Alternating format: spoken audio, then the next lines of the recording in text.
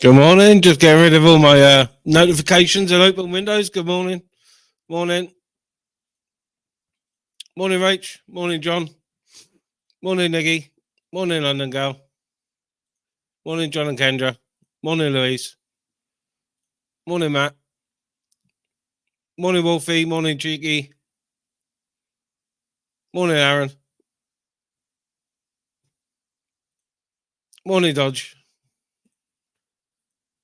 Yeah, I was always going to do one this morning. I missed yesterday morning. Yesterday afternoon. I said I was going to come back on yesterday afternoon, but morning one for me again. Only 2 hours. Give the washing machine enough time to do its thing. It is Sunday after all, so Sunday's washing day. Clean pants and socks.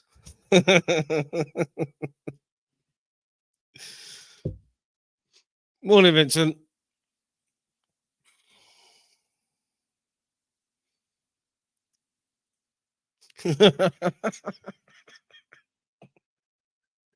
Straight in.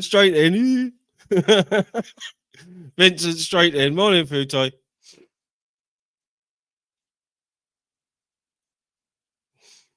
Yeah, I don't know what's been happening. Off the tubes early yesterday evening again. I wasn't off the tubes. I was on my other account watching fishing videos. I found a new outdoorsy dude from Newfoundland. He's got a really weird accent, but his videos are fucking cracking.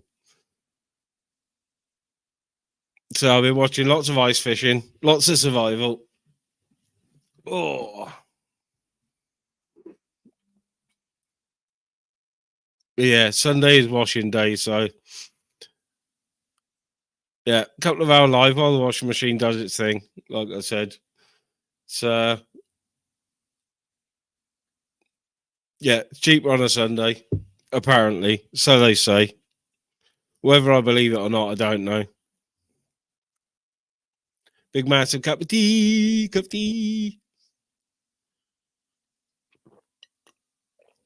fresh tea, and it's not staying warm long.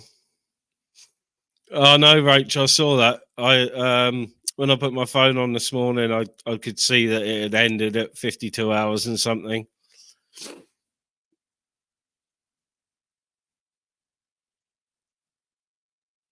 Yeah, good morning, Vincent. Good morning.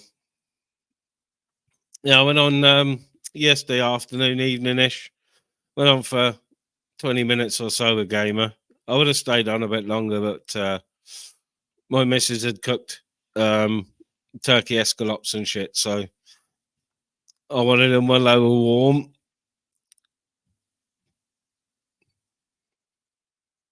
Don't want a cold turkey escalope, especially not in a roll. Fucking hell, H. I can't do that. If I stay up, it fucking kills me. Messes me right up. I must have needed sleep because I think it was about 9:30, 10 o'clock last night. I went to bed and I didn't get up till 9. Did wake up for a good few hours, and especially this morning about 5, 6 o'clock. A powdered up pisshead had been chucked out the pub down the road. It's only about 50 yards away. So he spent the next hour or more banging on the door trying to get back in. Oh, hell of a breakfast. Hell of a fucking breakfast. He must have been causing trouble to get fucking thrown out, you know.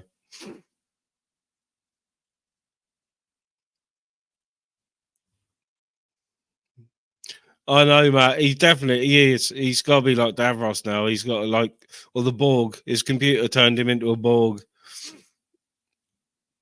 Resistance is futile. Resistance is futile. Second breakfast. I'm not going to smoke it on camera. But 11 o'clock and second breakfast.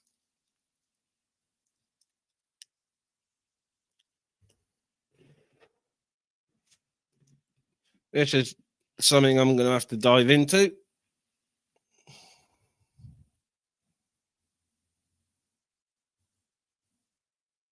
I have to get into that soon.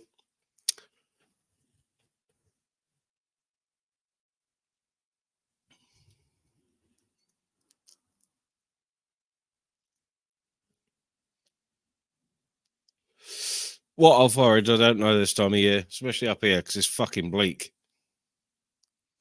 It's a lofty 3 degrees today. But this morning, even my missus said, "Fucking hell, it's cold." As it snowed, so of course the first thing I had to do was go out and have a look at the mountain. But no, it hasn't snowed; just a bit of frost. Oh, ice donut! Oh, lovely. Icing does my teeth a little bit, but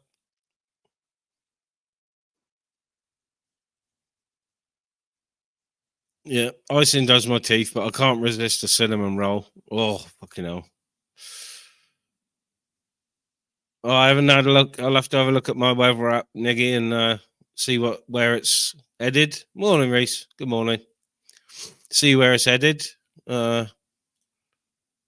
because if we're having a bit, then down here, then I'll definitely be up on the mountain making a video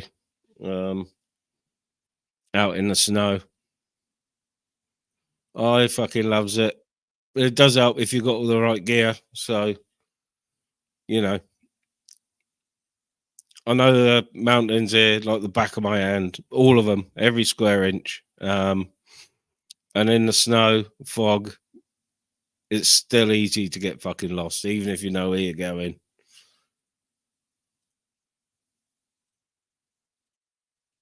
So I always go prepared like a girl guide, the right clothing.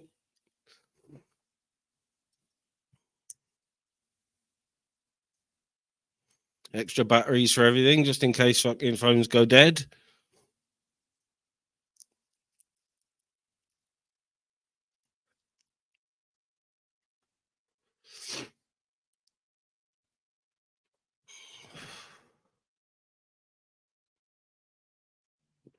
Excuse me while I swig some tea.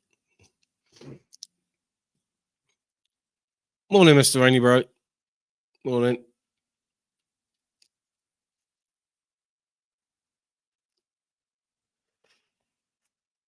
Yeah, well, like I said, we've wafted up to 3 degrees here, but the sun's come out, so that's the only reason it's fucking 3 degrees. Oh, I bet, Yogi. I bet. I think we might be a little bit warmer here than where you are at the moment. Morning, Carly. Yeah, the sun's decided to come out and it's wafted it up to 3 degrees.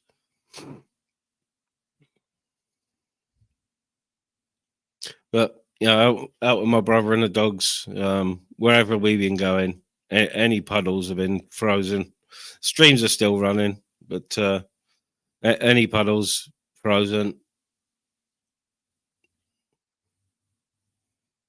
Yeah, so it's only just crept up over the zero here. I don't think we're getting much more than three here, maybe up to 5 degrees today.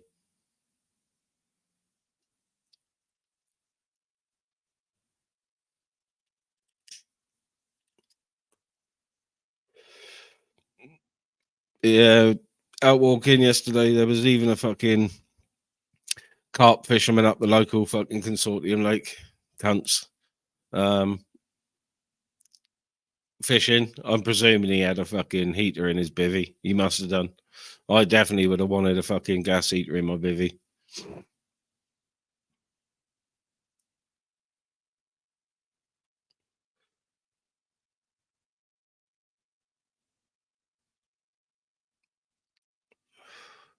The guy, he was fishing in the right place. Let's just put it that way.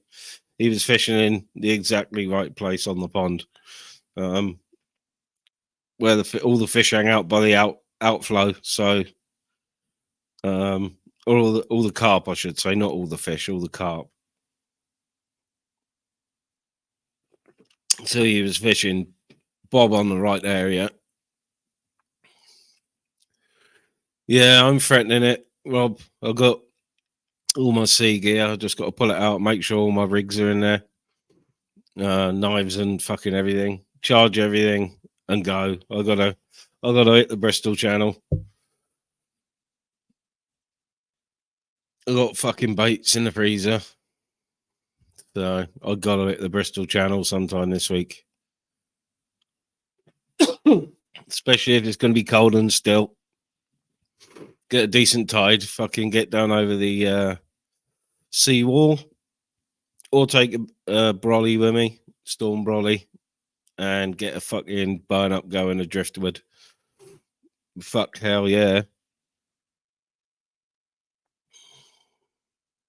Sounds like the plan. Sounds like fun to me.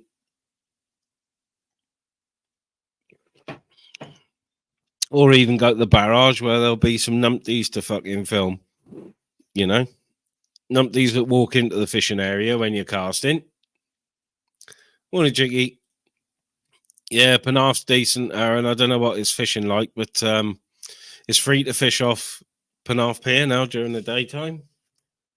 Don't know if it stays open all year or not. I'm not sure. You'd know better than I. But yeah, me and my brother have done a sesh on Penarth a while ago now, but we're good for parking, see, because disabled badge, so because the parking down Penarth's a fucking nightmare. All them old duffers fucking down there parking, taking up all the parking spaces for their fucking flats.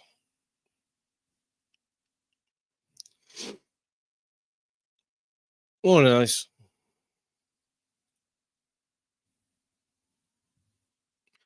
Oh, Yogi, get yourself a bit lower down the 7 and target the flounders and codling in the river.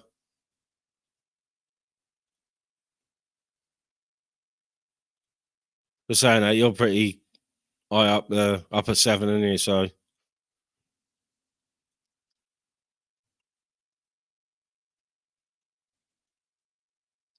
load of earthworms, the right tide, flounder and codling.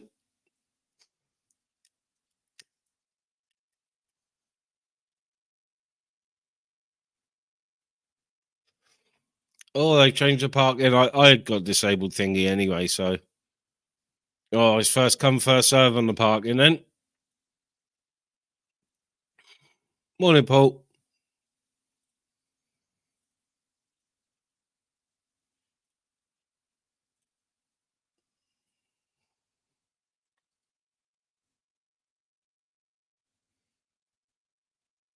God, mate, I do like a bit of pier fishing. Not sure if Porthcall's open again yet.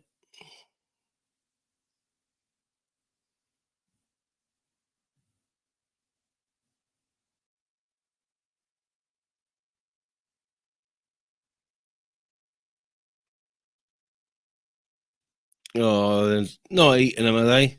Fuck's sake. That's no good. They'll be eating the chubs and fucking river carps and everything. Oh dear. Clean fish, see. Clean fish out the river.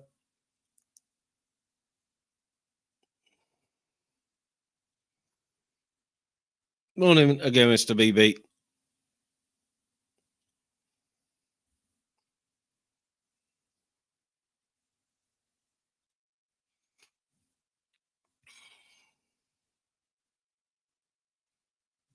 It doesn't sound good.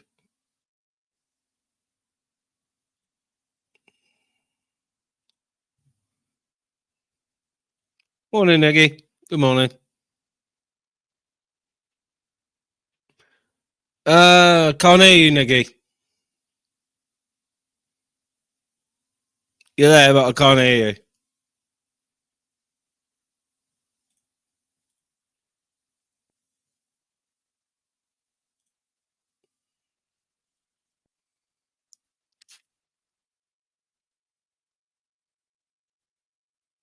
Yeah, I got no audio for you, Niggy. None at all. I've just checked your settings and they're good. Morning, Logman.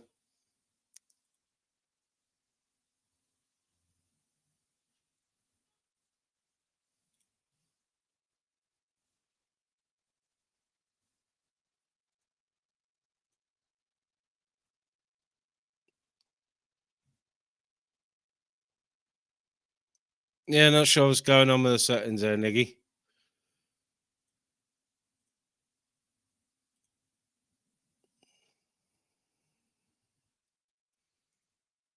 Oh, there's been people done this year for snagging with 4 ounce leads and fucking 10-0 treble-lux. The Lucker Estuary. Morning, Logman. I think it was a good morning, Logman. Yeah, a few people been done for snagging mullet, flounder, bass.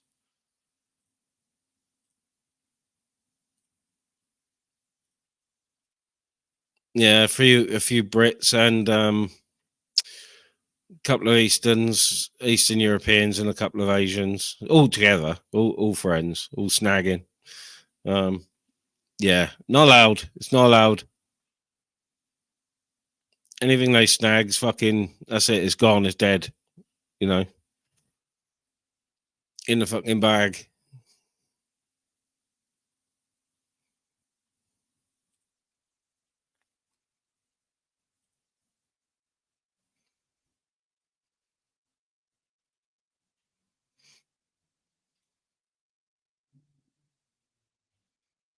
Yeah, I could do with a big fucking wood burner. Properties I've been looking at, I won't even consider it unless it's got a fucking open fire or wood burner in it.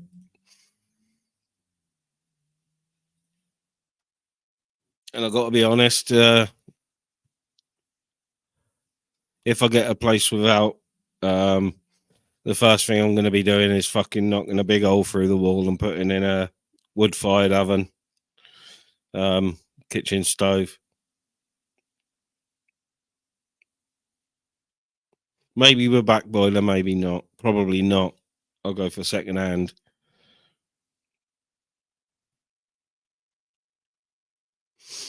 Well, mate's got one, and it's fucking amazing. I haven't seen him for a while, but you walk into his kitchen and it's just instant warmth from the fucking cooker. And I've got some on my glasses. It's getting on my tits.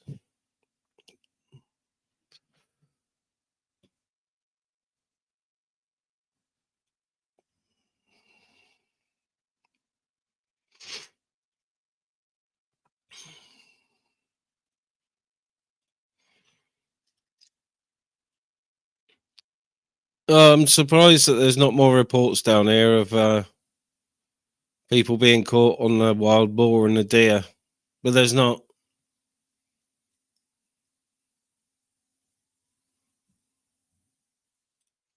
Yeah, I'll definitely be doing it myself. Scottish X. Yeah, I've got a gas fitter plumber mate who's I do a little bit of work for occasionally, and he's all certificated up, so I'll be able to borrow his coring um, tools and everything, do it properly.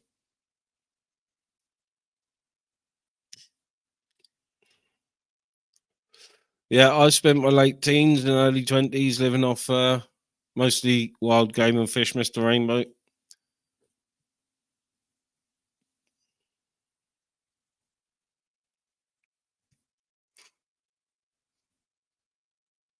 Morning, McBag. I haven't seen you for a bit. Morning, Belfast.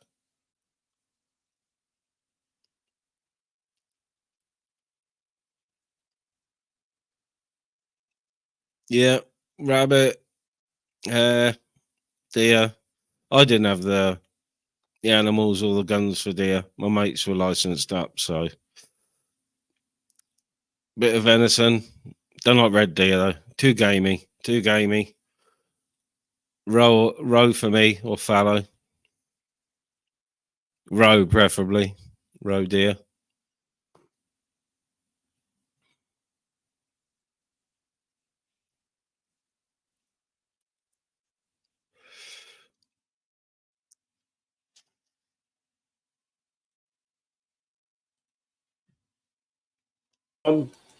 Yay! Morning, morning. Good morning, sir. How are you? Yeah, good. Good. How's that? A lot. Hooray! That's it.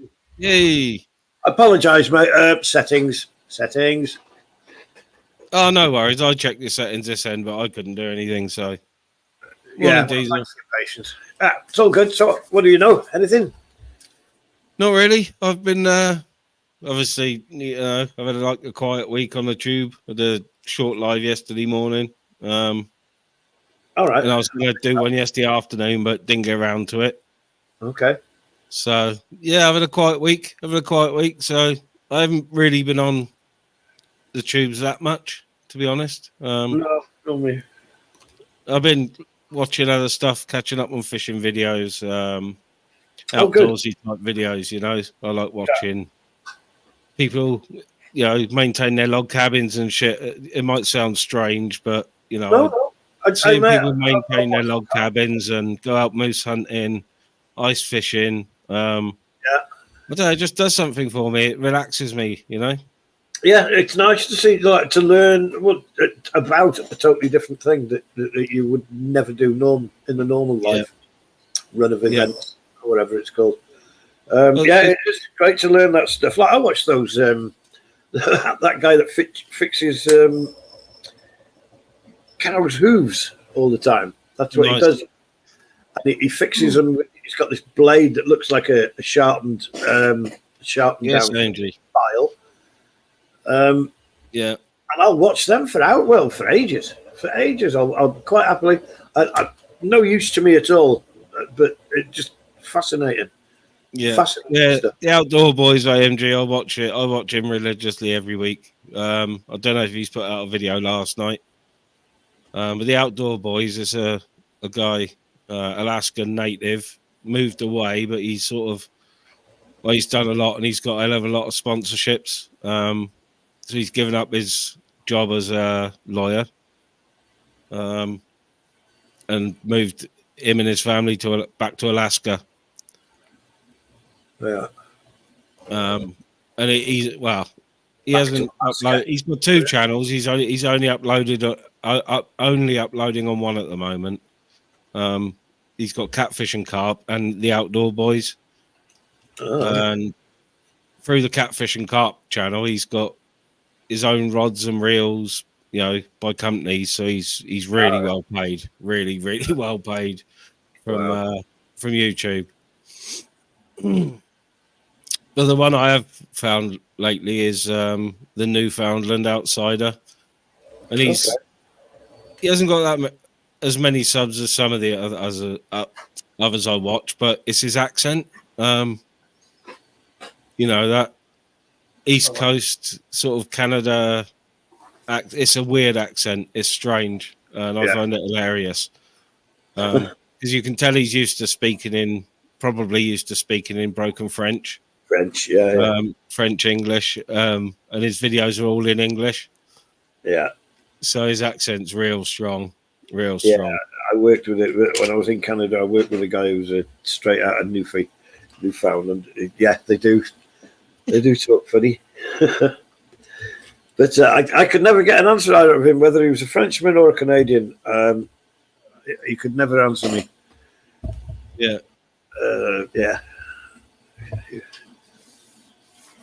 But that's what I've been doing, catching up. I have stuck my head into a few lives, and I did speak to Gamer for 20 minutes, half hour yesterday.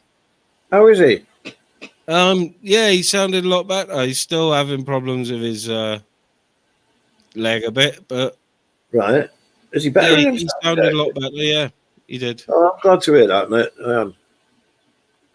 I know we all take the piss, but I'm glad to hear he's getting better. Yeah. It was a bit of a shock that he went live, to be honest. So I was watching Smiler, so I jumped straight over there, and Yeah. Once they jumped on with him, I don't know if anyone else jumped on with him because I had to go downstairs for some food, so I jumped off and left him to it, even though he was fucking shouting at me not to go. I was having my food while it was warm. There you go. Ah, mate. So I've got my 3D printer going again. Ray! I should do a live now. Yeah. I might do this afternoon or this evening. I broke it, and I broke it badly. I leant on the screen, and it shorted out. And it blew everything. It blew the motherboard and everything.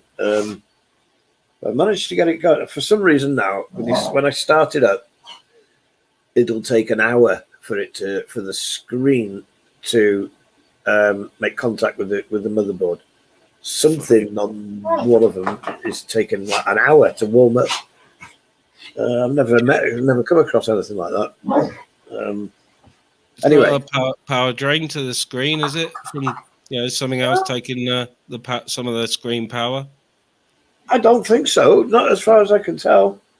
Once it fires up, it works beautifully. Oh no, it doesn't. It works. That's it. It works, but it won't use. I've got like an extra super measuring device for the Z-axis. It won't run that, but it's been running for about a day and a half now. Check a live up later on, isn't it? I might do, yeah. I might do. I didn't People expect that. Like it. It's interesting.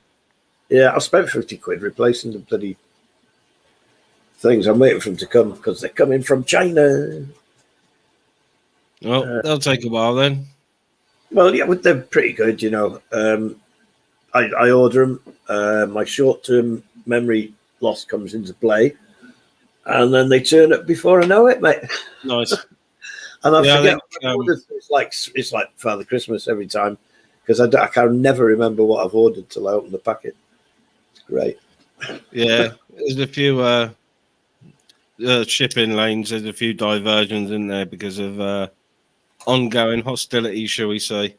Oh yeah. The US and the UK sending rockets into the Yemen, and Houthis sending rockets out of the Yemen at British and American ships. Not even our business. It's not even our business. No. So I know that I saw the news was full of this story about Iran seizing an oil tanker this morning.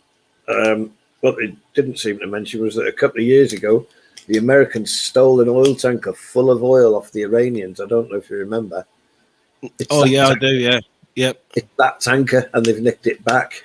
Oh dear. It's yeah, that just reminded me. There was a video popped up on one of the only groups I regularly check in with on Facebook, and that's a fishing group, right? Cardiff fishing group. And someone had put a video up from the Swansea fishing area and group. I think they were on. I'm not sure. Maybe down Morver or somewhere. Oil on the beach. Okay. And there was reports of it for miles and miles and miles along the coast. And this fisherman was obviously out, and he was he left all his gear up the beach because any little ripples on the beach where the tide had gone out were full of oil. Oh no. His boots were covered in it. Wow. So God knows where that come from, because I haven't seen any updates on it. When was this then? Yesterday. The video was posted yesterday. No. Well, hope it's just. I mean, they clean out their tanks, don't they? And which forms oil slicks. They shouldn't do it. But so hopefully it's nothing worse than that. I mean, if a ship's come down, it's horrible. I was in Shetland when that Brer something. The Brer, whatever, when that went down in Shetland, that was horrific, mate. It really was horrific. You could smell petrol from fuel air in the air for miles away. Yeah, it smelled like you could set fire to the air. You know what I mean? It was horrible. I can't remember what that was. called that thing? It was the Brer something, wasn't it? Almost like the Brer Rabbit kind of thing. I'm sure it was. I'm going to have to tippy type it now. I'm just having a quick nosy now to see if I can see the video, see when it was posted. All there is a lot of fish catches. So Shetland oil tanker. MV Brer, yeah. The MV Brer, an oil tanker which ran aground during the storm off Shetland in 1993. There you go, that's when I was in Shetland. And nearly a week later broke up during the most intense extratropical cyclone on record for the northern Atlantic Ocean. Yeah, I'm looking and there's no updates on it. Strange. What about this Brer thing? No, about the. I was looking to see if there's any updates from that yesterday that was posted. Oh right, okay. No, I can't see anything. Scottish tartan. I'm sorry to hear that, bud. Fell over because of your medication. I know that feeling. I do know that feeling. Yeah, like you said, though, it might have been one of the big tankers just cleaning out their bilge. Yeah. Didn't know. I know they're probably supposed to check it, but horrible, aren't they? Bad. Yeah, if it's a big container that's been leaving the Bristol Channel, and it's from China or Europe somewhere or the Middle East, they'll just bilge out and go. Do it anyway. Yeah. Yeah. Well, they give you Scottish tartan if it's not too much to add. Oh dear. So my daughter and one of my grandsons stayed overnight last night. Just love it, mate. I love it to bits. I do love it to bits. Kids are fantastic. Somebody else's kids are fantastic. Yeah. Yeah, we don't have the elder grandkids as much as we did. Yeah. Obviously, being harder on the missus and that, but yeah. Yeah. She makes sure to see most of the grandkids every week. She goes over to the one daughter's, and then the other daughters, because they live local, pop in all the time with the kids. So yeah, I'm so lucky to have quite a close family here. The kids and the grandkids and stuff. Yeah, I wouldn't swap it for anything, mate. It's fantastic. Yeah, it's not so easy to see my boys' kids because they're a little bit further away, but yeah. The missus, she goes over to the one daughter's every week, or most weeks, for a couple of hours. Yeah. Dihydrocodeine and diazepam. Yeah, great. I'm not surprised then, Scottish tartan. Do not have a drink. Scottish tartan, don't have a drink, and don't smoke any pot either. I don't know if it's your thing, but it doesn't half multiply them feelings. It doesn't half. Yeah, cheeky chops, it's great, and kids, grandkids, and that, they're just so cool. They're so cool. Yeah, when the older ones stay, we barely see them. They've got their own TV Fire Stick thing upstairs and good Wi-Fi connection. So yeah, but it's YouTube on the telly, and if they're teenagers, if they're kind of that age, it's good to know that you're just letting them relax. Giving them somewhere to relax. Yeah, and that's enough for kids that age. They are. They're both young teens, so yeah. And that's enough for them, isn't it? Somewhere safe that they can relax, and that's all they ask for, really. Yeah, well, that's it. They've got, it's a room that anyone can use, but the two granddaughters that are in their early teens, they love it. They're a lot of pressure at that age, aren't they? Yeah, they get on. They've got a bed each. Yeah, big fuck off telly. So excellent. Excellent. We only see them if they want something to eat or drink. Yeah. Yeah. Yeah, that's how it should be. Nah, it's cool. It's really cool.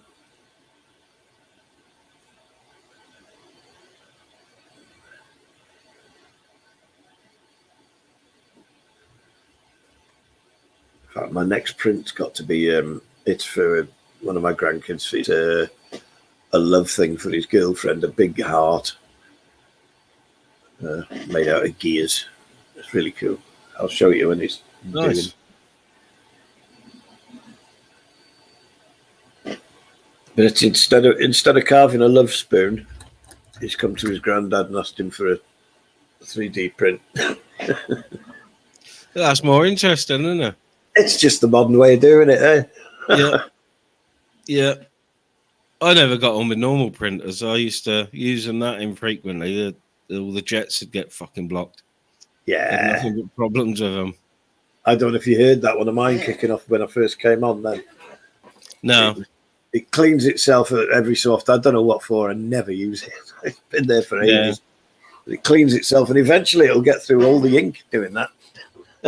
Yeah, it was all right when the kids had stuff to print off and projects for school and stuff, but when they didn't use it, it wasn't getting used. That's it. Yeah, that's why I had it as well. For the grandkids, it does all that photocopies and all that stuff, texts and faxes and all that. It must have been a good thing in its day. Now the ink's worth more than the printers now, isn't it? Yeah. Oh yeah.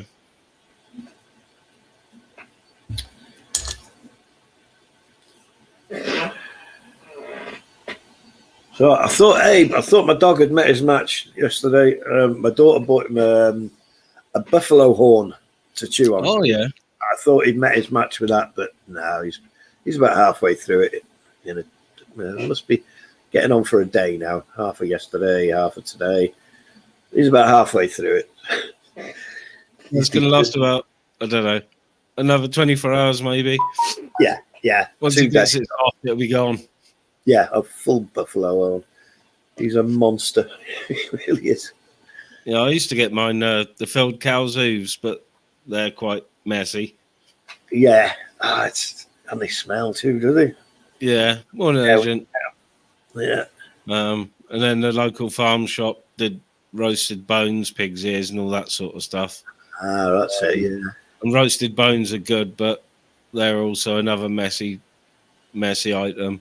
Yeah, I've had them here, and they smell as well. They smell. Yeah.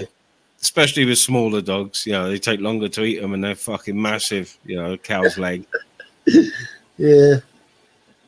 Rach says try an antler bone. I will, Rach. Absolutely. We'll see how he gets on with them. Yeah, that's one thing I should get out and do. Hello, is there a bit of romance in the air? Did you see that? Back up one. Oh, you went down there. What's going on here? No comment on TV. I didn't watch enough of the 17-hour live to know. Sorry, I didn't see any of it. Yeah. I did. I watched a bit of it. Every time I turned on, there was like a monologue going on from the same person, so I left it. Yeah, I sort of knew Smiley was live yesterday morning, but I just cracked on with one anyway, just to dip my feet back in the water. Yeah. Oh, I'm glad you're back on, mate. It's cool. Yeah, my ear's virtually healed up now. I had a perforated eardrum. How painful is that on the scale of fuck? That hurts. Yeah, especially when I cough on that, it was really sort of playing up, and I wasn't helping it by cleaning it all the time. Right. With cotton buds. So as you do. I've left that alone as well. Oh, well done. It's getting better though, yeah? Yeah, it's healing. Yeah, I'm going to plug my ear up tomorrow with some cotton wool and make a video. So. Fantastic. I do look forward to your vids. I think they're really cool. Yeah, some of the voices I strain when I'm doing them or singing, so it puts a strain on my ears. Of course, yeah. Not something I think about, to be honest, but yeah, who would do, wouldn't it? All right, perhaps. How's the Wolfman today? He was looking like a wolfman yesterday with a beard. He had me inspired, but I couldn't go through with it. I had to have a shave last night. I didn't see him. Was he on last night, Wolfman? Yesterday afternoon with Smiler. Right.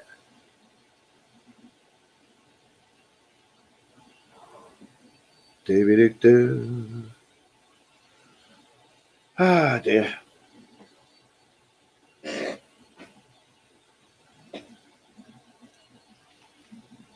It's printing away. Happy buddy. Happy buddy. Yeah, I was watching one of my weird alien documentaries the other day, and they were talking to these guys. Was it Boston? The Boston Robotics, or I don't know. I'm not sure what the company name is. Right. The ones that make the dogs and stuff? Yeah. Right. Okay. A woven fabric that's like they can send an electrical charge through it. Okay. And it cloaks whatever's wearing it or whatever's covered in it. Yeah. Fucking amazing technology. Isn't it? That's 3D printed. Or woven. You know, it's I mean what it's called. It's so delicate at the moment that they're sort of weaving it and picking it up on chopsticks or metal chopstick to put the charge through it. Yeah. It's amazing. Is it Boston Dynamics? Or one of them. One of the big companies are doing it, and I don't know how far ahead they are with it, but that blows my mind that can be printed. You know. Mate, it's just we've got such clever people. If we just throw a bit more money at less money at war and a bit more at research, we could do such incredible things, couldn't we? Yeah. Such incredible things. We are capable of so much. I was watching it wasn't an alien documentary, but about the TR-3Bs, which are the triangular aircraft. Right. So that the documentary I watched was going through the history of stealth fighters and bombers.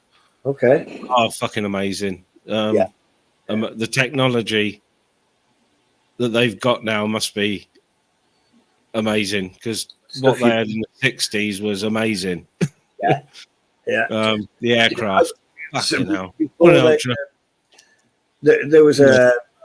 There was a period when most of the UFO sightings were of triangular UFOs. I don't know if you remember. And then about 10 years later, they announced that this thing had been flying for 15 years or whatever. It's a triangular shaped craft. So that explained all those early sightings, pretty much. Yep. The new F-11 fighters. I mean, I've got this thing. I can barely believe that there would be aliens here. I can barely believe it. But if they did, if they were here, then they would certainly control what you could see, like this woven stuff you're on about. Yeah. I'm sure they use that. That's why there's never any clear photos. Every photo looks like it's been taken with a potato, and you never get clear evidence of them on modern tech. I think that's because they control the light in a way like those things do. That's my little theory of the morning. I could, of course, be completely loony. This dog out plausible, but some of the stealth technology, I think it's the F-11. It is virtually completely triangular. Crazy to see. Yeah. Morning, Queenie. The new supersonic aircraft that the Yanks have produced as well now the Americans. kind of replace Concorde idea. But they've built it to reduce the sonic boom. It turns out it's got like a 40-foot nose on it. Well, I might be wrong with the measurements, but the thing goes down to a really, really long point at the front. But this is the new aircraft. Apparently, this is the way it's going to be if you want international travel, like that beautiful airplane it was. That was a gorgeous airplane. I saw it once live.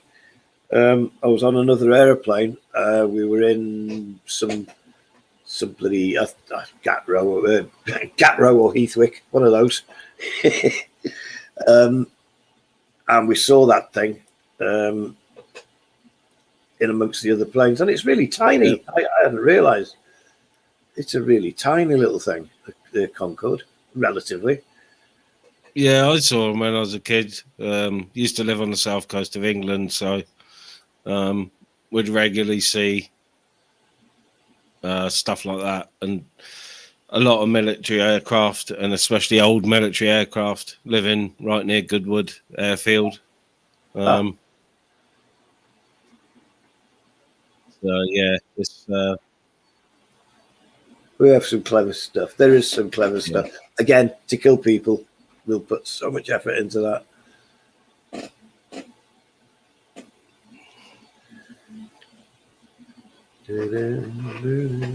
Yeah, I didn't realise. Morning, Adrian. I didn't realise till I watched this documentary yesterday that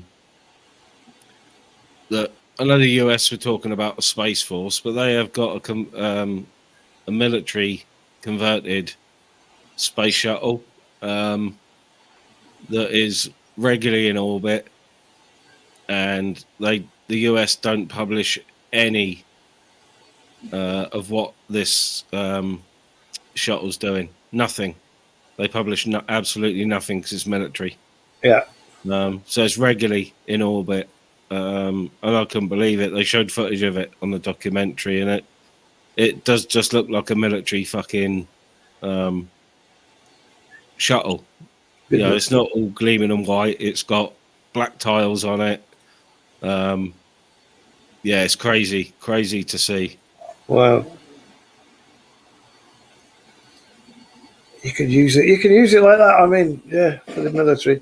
You could drop a force anywhere in the world within hours, couldn't you? Just hours. That's quite a capability. As long as you can land it, because I noticed that runway is miles long. Yeah, it's a good few miles long. So I guess landing it is a thing. I mean, you're not going to parachute out of a shuttle there. It flies like a brick, doesn't it? It would probably overtake you if you jumped out with a parachute. I'm not even actually.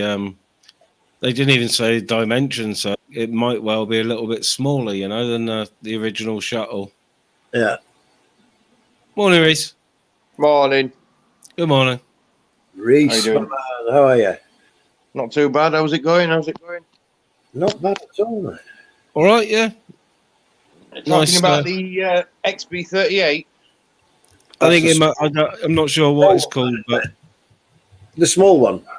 Yeah. Not it's unmanned, is that one? It's been in space for a long time, that one as well.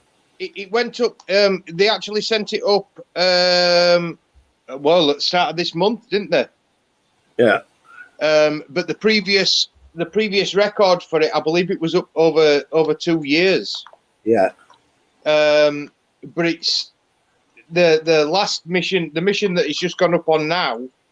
They used the Falcon Heavy, and for the first time on a Falcon Heavy flight, they didn't recover any of the boosters. Yeah, they used every bit of energy, didn't they? Normally they recover they at least recover the two outer boosters. Sometimes the center booster is disposable, but on this one they've delete. You know, they've fired all three, and it's basically gone as far as it can go on that particular platform. Yeah. But it could be going anywhere. We don't know. No, we simply don't.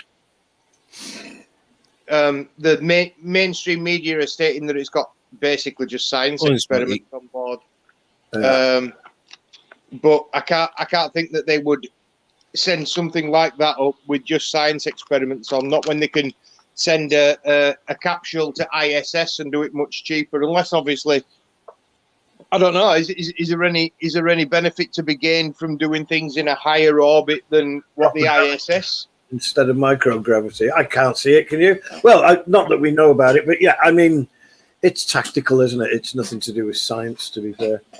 Well, just wait until they've got the Starship fully up and running and online. And you were talking about one of the main reasons that the US government is so behind this Starship thing is because they want that 45 minutes to anywhere on Earth capability, aren't they?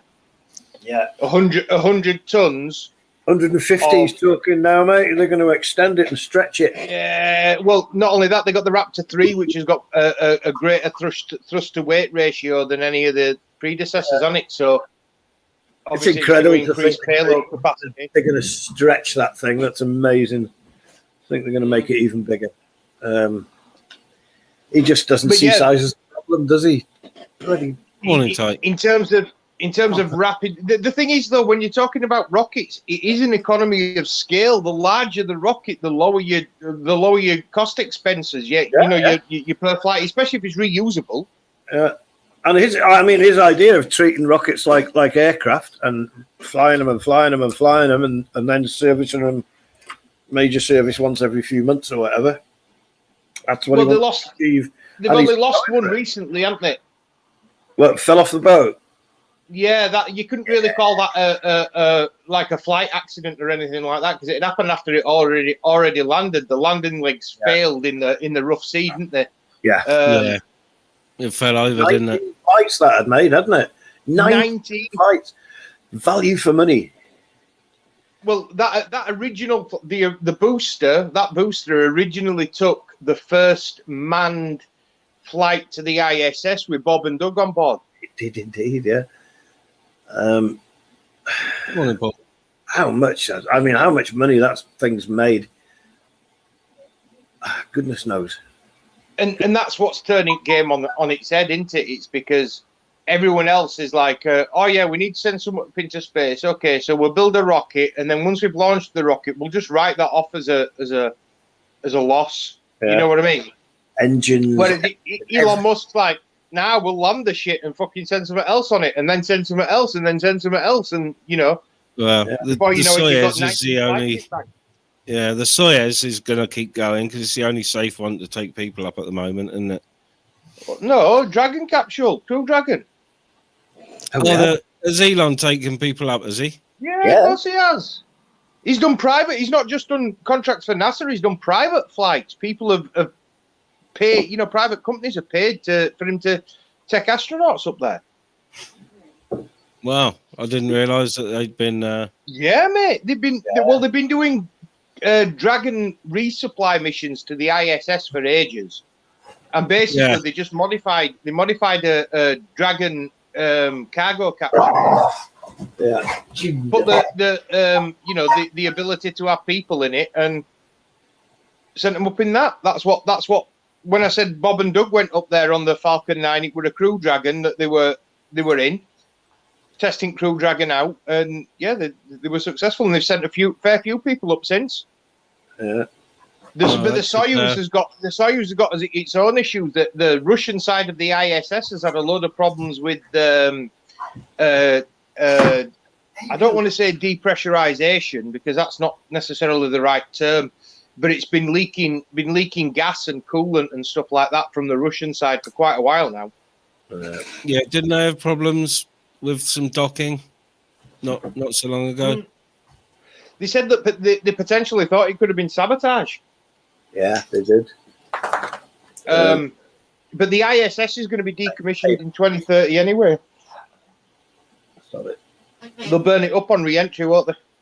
That'll be a sight. I should imagine a lot of people get to see that. I hope we do. Yeah.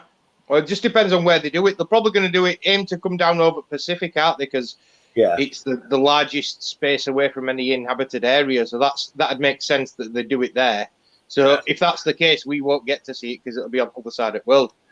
That area is full of rocket engines and rocket. No, there's a graveyard, isn't there, just off the coast of Hawaii? Yeah. Somebody will go and get some of that stuff soon, I'm sure. But the Chinese are already well on the way with theirs. Yeah. You know what I mean? They are. They've got their own station. The Russians will probably end up getting involved in that one because I can't see them wanting to do another joint venture with the Americans. But the thing is, if Elon Musk, one of those starships goes up, one starship goes up, and already there's more volumetric space in space than there is in the ISS. Yeah. There's more volume on board Starship than there is in the ISS. Just get your head around that. I'm just trying to. Crazy, isn't it? One rocket can replace, in terms of volume. I mean, how long did it take them to build ISS? 20 years. Yeah. So what is it? It's 9 meters wide, isn't it? 30 feet wide. Oh, that's the height of a house, isn't it? A standard house is about that. And that's so you can, like, going from there, you can imagine. Yeah, it is a big old puppy. I watch Buffalo YouTube Soldiers and aliens. There you go. I watch a YouTube channel called Science and Futurism with Isaac Arthur. Right. And on that channel, one of the main focuses of the channel is like answers to the Fermi paradox, aliens, stuff like that. But this guy is a former Navy engineer and a massive scientific buff. Queen, say. But he's also the president of the Astronomical Society. Cool. Recently got that accolade recently. But he were talking about, have you heard of an O'Neill cylinder? Oh, no. Yes. Yeah, I have. Yeah. Yes, I have. And I know where it's come from as well. So carry on. Imagine a cylinder that's like, say, 30 or 40 meters across, yeah? And on the inside, you live inside the cylinder in space, and this cylinder rotates across its central axis, so like a drum. Yeah. Like a washing machine drum. Oh, yeah. And the centrifugal force creates gravity on the inside. You know, it replicates gravity on the inside of the sphere, of the cylinder. Yeah. So in theory, you could plant stuff, you know, have crops and stuff and live on the inside of this sphere under simulated gravity. You could, obviously you can have solar panels on outside so it gathers all sunlight with no clouds, etc. And then use, you know, have like a daylight bulb on the inside of the cylinder. And you've got a controlled agricultural environment. You can grow stuff in space. You can live in space. Assuming that centrifugal force is the same as gravity. Well, centrifugal force can be used to simulate gravity, can't it? Simulate, yeah. I wonder if it's the same in the long run. I just wondered, you know. All gravity is the tendency of things to move in a downward motion, isn't it? So when you in terms of blood supply in the body, that's the main thing that's going to govern your because what they've discovered with the ISS, microgravity is really not good for the human body.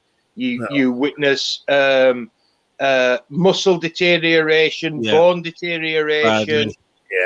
Bone density doesn't take long to change. They found that, so what they're trying to do is come up with ways that they can, you know, have be in space but have some sort of semblance of gravity to avoid these biological systems just breaking down.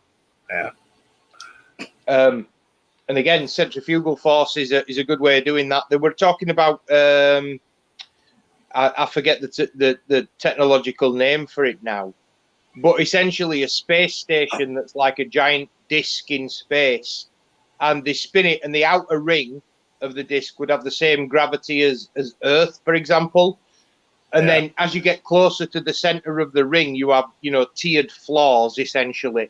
And as you get closer and closer to the center, the amount of gravity reduces to the point that you'd have like, all your loading bay and your dock would be in the center of the ring. And the reason for that is it makes handling cargo really, really easy because it's zero gravity there. Yeah, I was going to say, how long before we might have started doing it, but how long before Elon starts to build on Starlink satellites, build his own station? Well, there's already a number of different private space manufacturers developing. A big one is the essentially inflatable habitats in space. So imagine a Kevlar permeated, I don't want to say fabric, but material. Yeah. That when they, it can withstand pressure, and you pump it up full of air, and then it makes essentially a cylinder in space, and you just live in that. I forget what they call them now, but they're just, because that's obviously doing it like that, rather than having to shift something that's already been manufactured on Earth, and you can just inflate it in space. It takes up a lot less volume in terms of your cargo area, and then when it's actually fully inflated, it'll give you more volume than what you could have got if you'd have put it on any ship coming up. But that's probably one of the least inefficient ways of doing it. Eventually we'll get to the point where we've actually got manufacturing in space. So if you need to make a habitat, you'll use resources that you can find, whether that's the moon's regolith, or whether that's from asteroids and meteors and stuff like that they capture and then mine. That's another potential possibility. But obviously it's far easier to manufacture stuff in space because you don't have the same issue that you have on Earth, which is getting rid of the heat. So any mechanical process generates heat as a byproduct, and getting rid of that waste heat is always a problem, especially on Earth. Yeah. But if you did it in space, obviously space is naturally really, really quite cold. And things like computing power runs a lot more efficiently in the cold of space. You can run faster calculations because you don't have to cool the circuit boards down because it does it itself. Yeah, it's like I said, the technology that they've got and that what we know about are two different things, completely different things. So, well, we already know that they've got access to a load of technology that they're not telling us out about because it's come about as a result of them recovering crashed UAPs, aren't they? Yep, I'd agree with that. They've already stated that. I mean, it's allegedly what they do when they recover these things is they just give them straight to like Lockheed Martin and Boeing and the weapons developers, and have them try and reverse engineer. And the reason they do it that way is because if they kept them in the hands of the government or the US military, it requires too much of a paper trail. There's too much. Do you know what I mean? There's too much oversight. Yeah. Whereas if they give it to a private company, the private company can say, well, it's confidential because of business reasons. And then it never sees the light of day again. Yeah, well, that's what's happening with a few of the craft that are going up. There's countries sending up things with space programs that I didn't even know had a space program. Well, the Chinese are doing all right. The Japanese are sending stuff up. Yep. You've got the Indians, South Korea. The Europeans completely lack a launch capability at the moment. We don't have any native launch capability in Europe because the the Ariane 5 has been discontinued, and the Ariane 6 isn't ready yet. And that's typically what the European Space Agency normally launch their rockets with, the Ariane rockets, but they're not in service at the moment. Yeah. Morning, Mark. Hello there. Good morning. Morning. Afternoon now. Oh, is it afternoon? Fuck that. Only How you just. been? Yeah, Yeah, I just sort of dropped in, so I don't know how far you got. Where are we going here? Is it UFOs or not? Yeah, yes or no? UFOs exist without a doubt. I believe they do. I believe they do. Mix. Whether they're from somewhere else or, like some believe, the Germans fucked off with some technology. Well, there seems to be a thing this year, 2024, fake alien invasion. That's what I'm seeing. That's the one they're going to say. I'm hearing from the conspiracists. Well, you shouldn't believe everything you hear, mate. No, I know that. But that's what I'm hearing. Think about this, Mark. As we've just discussed, it would actually be far more economical once you've got the infrastructure in place to do all your manufacturing in space, yeah? Because you've got unlimited energy supply if you can get solar panels that can harness electricity from the sun. And you've got loads and loads of materials up there. In fact, the materials that are up there, the resources that are in space, are easier to get to once you're up there than the stuff that's down on Earth. Think about all our rare earth metals, yeah, gold, anything like that you think that an alien, hang on. Explain how it. I'm not. Listen, I'm not up here to argue, but how does that work out? And how do you, gather metals up in space with what? With a magnet or something like that?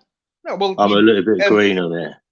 They've already demonstrated that we can rendezvous with asteroids and meteorites. We took a sample off of one a short while ago and returned it to Earth.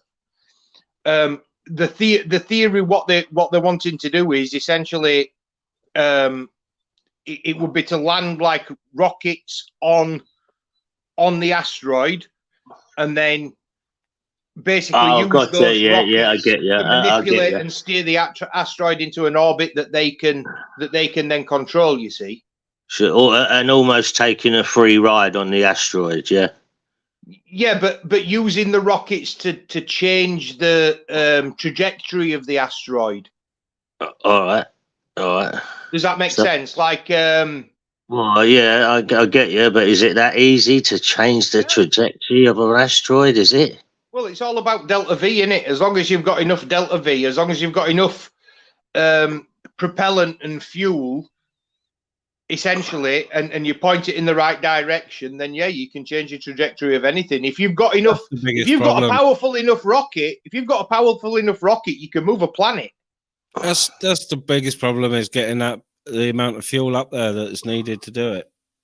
Well, that's the thing, though, Ministry. You've got to bear in mind, yeah, a lot of these modern day rockets now, such as the one with SpaceX, they're designed to run on methane, yeah, and methane's prevalent all over the solar system. Yeah. There's if methane in its raw form isn't present, then if there's carbon dioxide and water, you can make methane, which is what they're planning to do on Mars. Yeah, I worked in a house in Kidlington in Oxford. I'm not kidding you, but the guy there, he was he must have been pretty good astronomer, because he lived in Chile and California, all around the world.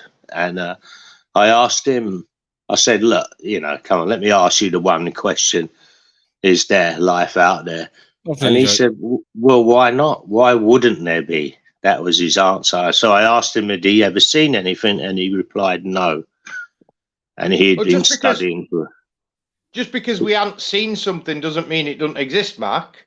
Well, that's what I just said. He just agreed. He said, why wouldn't there be? That was his answer. And I would listen to someone who's studied stars for 30 years. He'd never seen anything, but that's what his answer was. Why wouldn't there be? Which is pretty, yeah. I think it's a very sort of arrogant position as human beings for us to take, to think that we are the only, well, first off, life, but secondly, intelligent life in the universe. Yeah, yeah. You have you heard the story of Bob Lazar? Yeah. Yeah, that's pretty. Yeah, Bob Lazar, well known in those in these circles. You know, he's been going on about this stuff since the 70s. As Bob Lazar. Yeah, it's pretty astonishing story, isn't it? I used to listen to Coast to Coast AM radio in the States, and that's obviously that's a topic that comes up very, very often with that radio station, because it's all sort of conspiracy theories, etc. But I mean, it's got to the point now where the idea of alien life's no longer restricted to the realms of conspiracy theories. It's making its way into the mainstream. You're not necessarily considered to be a lunatic if you think that aliens exist anymore, you know? Well, they put Bob Lazar under the tests and all that, and they said, well, whether you believe Bob Lazar or not, he believes what he's saying. Yeah. He's not making it up. His story's not changed in 30 whatever years. So there's that other guy that's come out recently with the gave evidence in front of a select committee in the United States, didn't he? A congressional committee about how the US military and the intelligence services had a unit that went round and recovered crashed spaceships, essentially. Yeah. And that not only had they recovered spaceships, but they'd recovered a number of biological entities from those spaceships. Yeah. You know, actual biological remains. And what they said was they've the people that were studying the biological remains are absolutely lost, because the morphology, you know, the actual anatomy of these beings, they don't resemble anything that we've got any sort of comparison to make on Earth. So it's like, you know, at least if you saw a dead bear on the road, yeah, obviously you recognize that bear's not human, yeah. But if you cut the bear open, you can see that it has a heart, it has lungs, it has a liver, it has kidneys, it has all these things that we recognize, that we can point to and say, yeah, those are the kidneys, yeah. But on these alien, on these recovered biological bodies that they've recovered, there's no point of reference. There's nothing obvious to say, well, that's a heart and that's what that. Do you know what I mean? Yeah. Because it's developed in a completely different environment.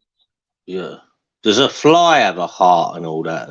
If you cut open a fly and put it under microscope. I don't believe a fly does have a heart. I believe that an insect, a fly doesn't have lungs either. The spiders, flies, that sort of thing, they actually absorb oxygen through their exoskeleton, through their skin, essentially.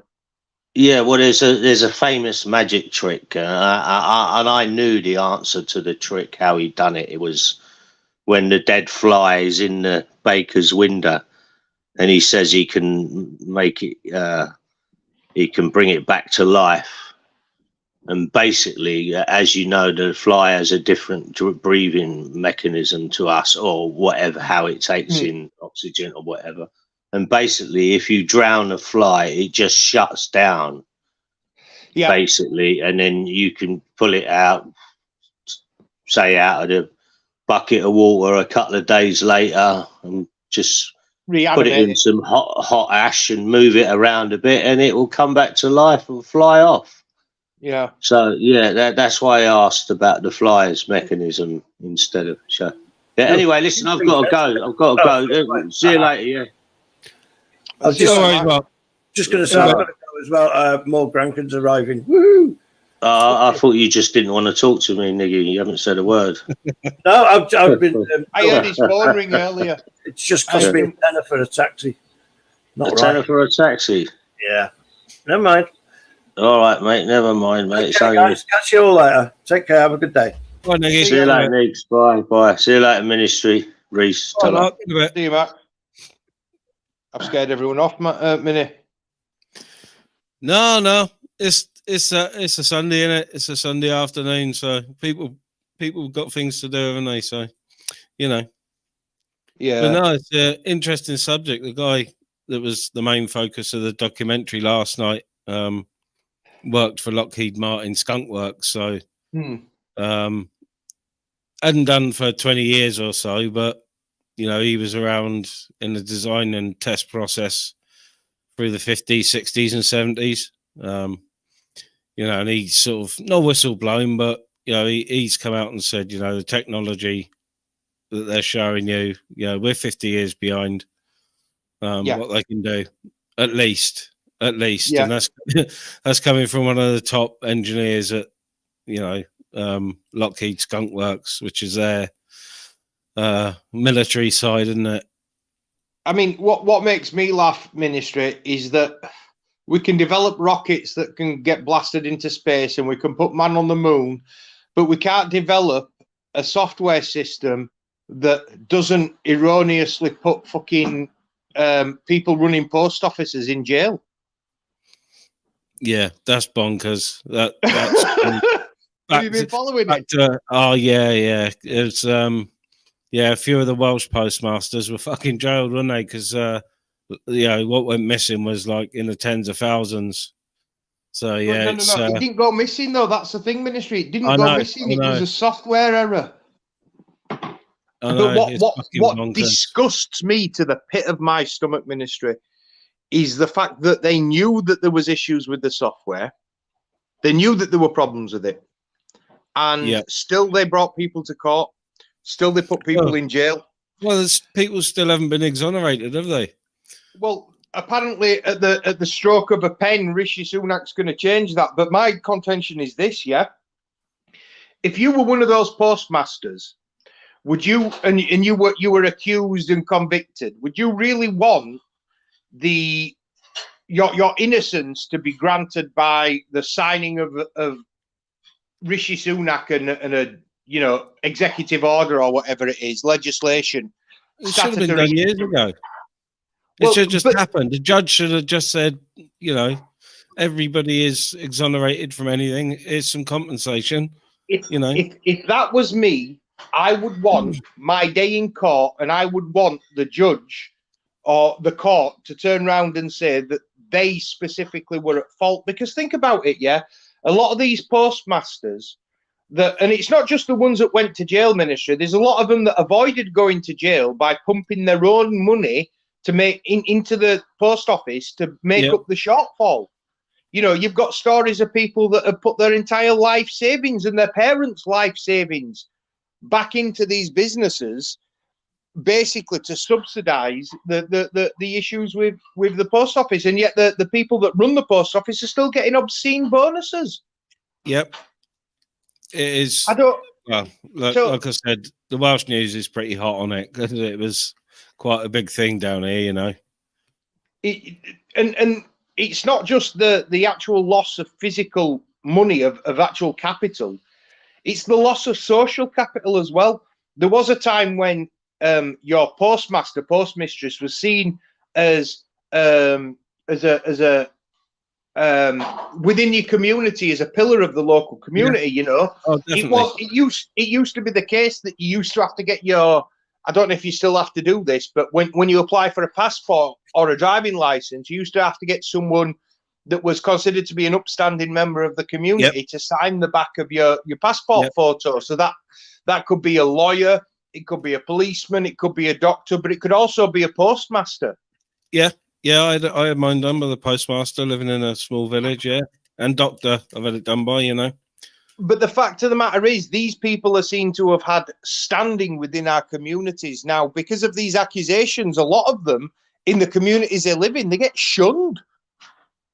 And especially when you tie into the fact that when a lot of these businesses that were running weren't just post offices, there were shops as well. So when they were forced to shut down the post office, the shop closed too. So the local residents in the area are then spiteful against the postmasters because they're like, well, I can't even get a bottle, a carton of milk in my local fucking area. I've got to travel 10 miles to the local supermarket now because the shop's shut. Yep. Well, it's probably no coincidence that happened around the same time or a couple of years after all the rural banks shut. Because they wanted all the rural post offices shut, and we're without one at the moment here because the postmaster wanted to retire, which is fair enough. He's a councillor as well. Not a local guy, so he's a good councillor because he's not local. But yeah, we're without a post office, and we would have been without one if him and his wife hadn't taken it on. But they were running like a craft shop, gift shop type of thing anyway. So they just took over the duties of the postmaster.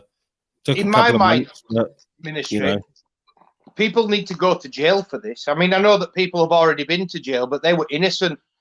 People that work for the actual post office organisation and that work for Fujitsu, there should be custodial sentences for these people. I think so. It's not just the miscarriages of justice. It's the fact that they've covered it up. Yeah. The fact that they went to such lengths. So there's been court cases. There were a court case in 2009, that got brought into court, and the postmistress managed to get an independent IT expert to verify that the issue was with the Horizon system, and they well documented evidence of it. And rather than the post office admit that there was an issue with that system, they basically paid this woman off, made her sign a non-disclosure agreement so she couldn't discuss the results of the investigation with anybody else, so that they could continue to illegally go after people for these shortfalls that didn't even exist. Well, it just how low in 2009, and people were jailed for people multiple were still years. getting convicted in 2019. That's 10 years later. It's absolutely ridiculous. People need to go to jail for it. And what pisses me off as well is that there were all that clamour earlier in the week about that Paula Vanells or whatever her name is having the CBE, and there were 1 million people signed a petition to have her stripped of that CBE. Yeah. But they let her give it back. They let her give it back. They didn't strip her of it. They let her give it back. In my opinion, it shouldn't have been a case of, oh, we're going to allow you to give it back. No, they should have been like, we're taking it from you. Because that's what the petition asked for. It wanted action by the government against that person. Yeah. It's a bit ironic that there's a building being done up at the moment, hundreds of thousands being spent on it because someone wants to turn it into a post office and shop, and it's an old NatWest bank. That could have been kept open as a bank. There was no reason for it to shut. Every man and his dog in the town had to use that bank because it was the only one. So, you know what I mean? But that's the thing. They're getting rid of bank branches all over the place. And to me, it's a sign that we're moving towards a cashless society. Because if you can't withdraw cash, they're going to want you to pay for everything on your card. I don't know if you've noticed, but it's certainly the case around me. The regular cash machines that are put in place by banks, they're all disappearing, and they're all being replaced by these cash machines that you have to pay to draw your money out. Yep. The only free cash machine we've got in the town is in the co-op. Yeah.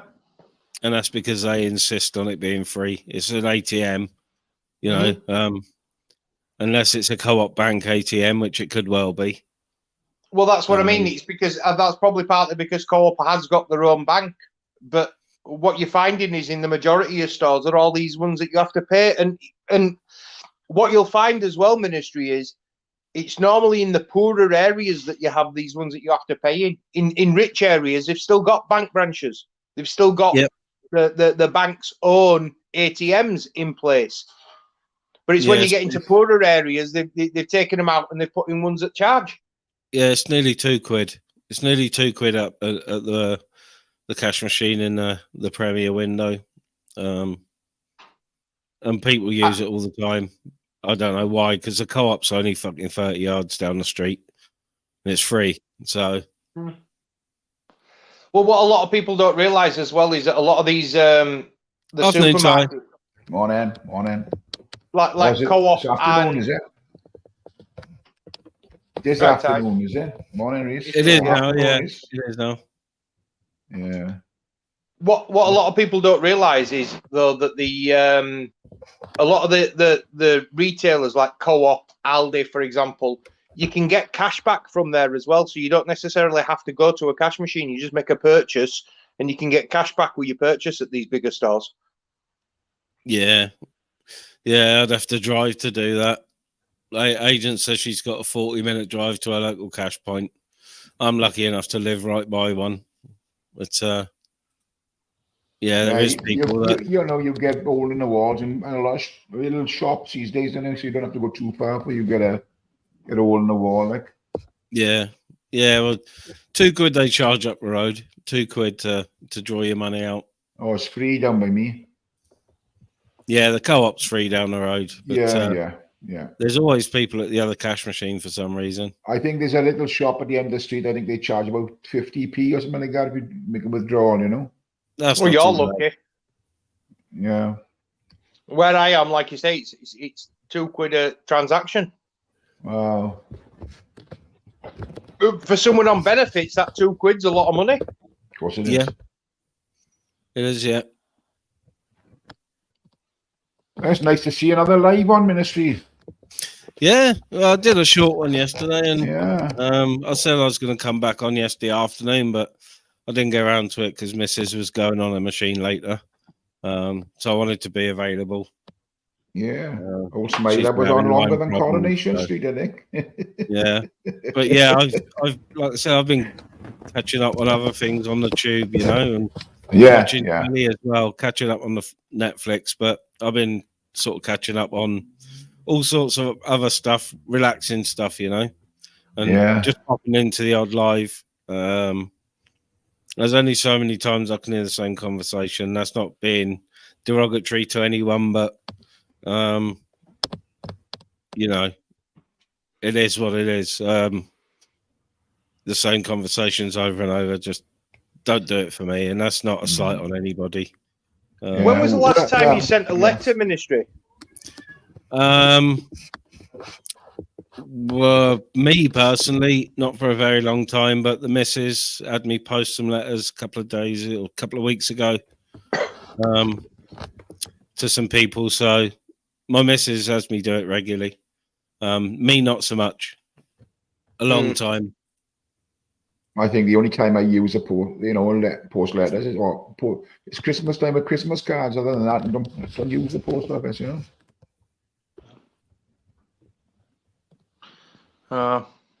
Anyway, guys, I'm going to shoot off because I've got stuff to do. But I'll catch y'all later. Okay, Reese. All right, Reese. Thanks for having us on, Ministry. Yeah, no worries. See you later, chat. Reese. In a bit, bye, guys. Bye. Yes. It was quite a long live. How long was he actually on for, Smiler? It was about 3 days, wasn't it? Yeah, 52, 53 hours or something. Yeah, I kept popping in because it was amusing. What can you talk about? What can you talk about for 50 odd hours? Well, the conversation was changing with different guests, you know. So I was watching yesterday when Wolfie and Laura and everyone was on. Well, I can't comment in the chat. I mean, blocked in the chat, so I think it was Zara blocked me. So I'm not allowed to print in the chat because me and her was having a bit of a row in the chat, like, you know, going at one another. So and all of a sudden, she blocked me off altogether. Yeah. So yeah, I don't know who's going at who, and but there's only so many times I can. Yeah, well, I just, you know, it's, I don't, you know, if somebody's you know, friendly with somebody and they have a row with somebody else, I don't care about that. You know, I just keep the same people. If I have a row with somebody, I have a row with somebody, and that's it. You know. Yeah, it is easy to get drawn in. You know? Oh yeah. That's why I've sort of yeah, a little bit of time, and yeah, not done so much on the tube is to avoid all that. You know. Well, I haven't been on for a while. Like I've been popping into certain. I popped in the Nutters this morning, and I popped in the Torbs last night. I think it was, and not on the panels, just in the chat, you know. And yeah, it's just nice to see different ones on instead of the same one on constantly, you know. And I got nothing against Smilers. Smilers okay, like, you know. Yeah. Everyone who's on is sound, but you know, I can only hear the same arguments a few times, you know, before I just start zoning out and doing something else anyway, you know. Yeah. Well, I haven't been up this morning or yesterday with the dog because he's got a bad leg. How many boy? He's done something to his shoulder, his elbow. Go on. I got him on anti-inflammatories. Oh. He's busting to go out. He's tripping me up the wall. But doctor said to rest. Vet said to rest him, you know, so he's having a bit of a rest. Yeah. So a couple of days off. Yeah, me and my brother have been getting out for slightly longer walks. He lost one of his dogs last week. But the two he's got left are a little bit fitter, so which one did he lose? One of the lurchers or no, the little terrier. She was 13. And much like my dogs, it was a quick downhill, you know. She's only sort of slowed down the last couple of weeks. And that seems to be the way with our dogs, you know. They keep going full speed as long as they can.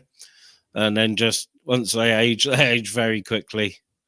But we've been able to do a few more miles. Don't we fucking all? Oh yeah, definitely. Well, that's it. I'm breaking myself into the walking a bit more now because, you know, obviously I haven't been able to do the distances for months and months with the dogs. So but now you just saying you went to your hospital appointment last week, didn't you?